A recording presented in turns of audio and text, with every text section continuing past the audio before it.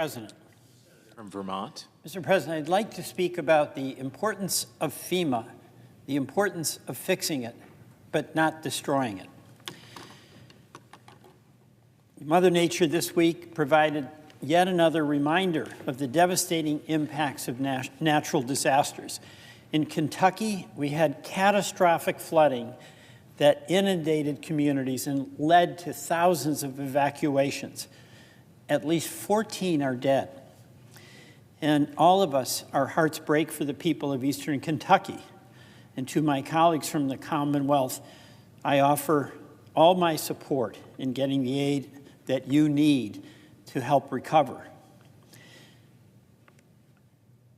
That's the same commitment I've offered to our colleagues in Hawaii, North Carolina, California, and Florida. And it's also the commitment many of my colleagues made to me and Senator Sanders after Vermont's devastating floods in July of 23 and 24. What we know in Vermont is that disasters that have afflicted us all over the country, they don't care who you voted for. They don't respect county or state lines. They're indiscriminate and unpredictable. And the storm metes out its suffering in a bipartisan way. There's no escaping it. But we need FEMA. That's what we learned in Vermont. When the storm arrived, FEMA was there. In the immediate aftermath, when people had seen literally their homes swept down a river, when the crops and farms had been destroyed, when businesses were ruined, FEMA was there to help in the immediate aftermath. But we also experienced something that I've heard from my colleagues in FEMA-related situations, and that is that in the longer-term recovery, you run into the frustration of a distant bureaucracy that can't make quick turnaround decisions on such things as granular as whether you can install a 24-inch culvert instead of a 16-inch culvert. And that's why the reform we need is focused on empowering local communities to have much more decision-making and implementation authority in executing the recovery that takes oftentimes well over a year or 2 years. You simply can't have that done by folks not in the community. And those folks in the community are totally invested in getting their community back on its feet, helping its businesses, helping the folks who lost their homes, helping their farmers who lost their crops.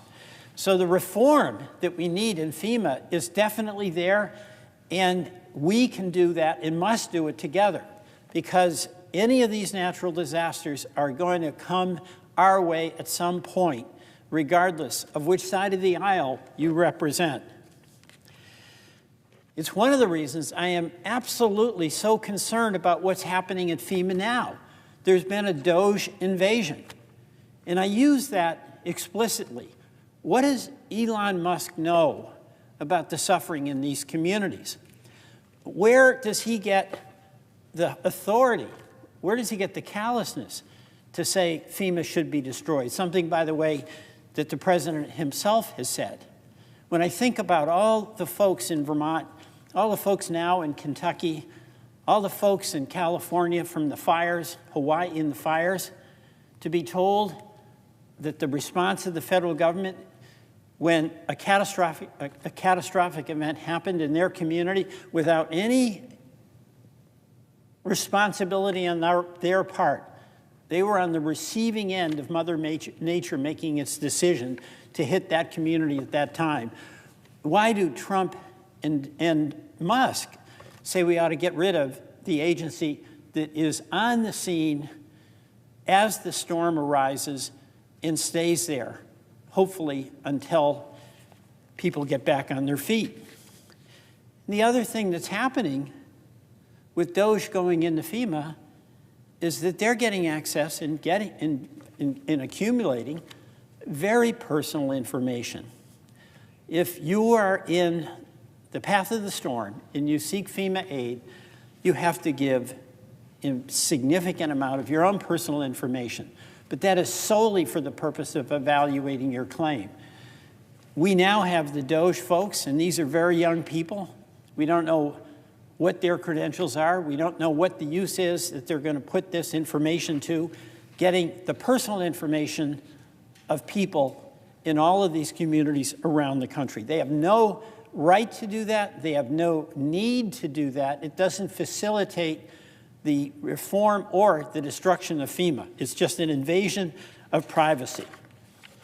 So, Mr. President, we need FEMA. We can fix it, we can reform it.